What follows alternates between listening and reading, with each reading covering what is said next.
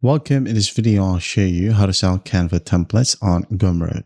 Alright, so first up, open up your Canva account and then go ahead and select the project, for example, this one. Now go ahead and click on share.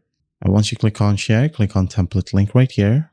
But you would need Canva Pro for this one. So go ahead and click on it if you have Canva Pro. Copy the specific URL that is given and do not use the regular view or edit link, because if you use that, buyers will overwrite your original design. All right, so set it up however you want. And once done, once you have your link, you can now go ahead over to Gumroad, click on products, new product right here at the very top, and then a digital product.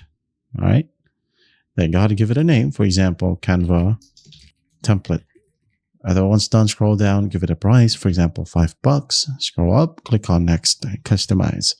Now the product section right here is self-explanatory. You can just go ahead and add in your description, a cover image, a thumbnail. And by the way, for the cover, you can go ahead and use a mock-up showing your design laid out across phone, tablet, or laptop screens to showcase the variety. And then once that's done, set it up however you want from here.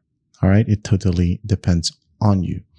Now scroll all the way up, click on content.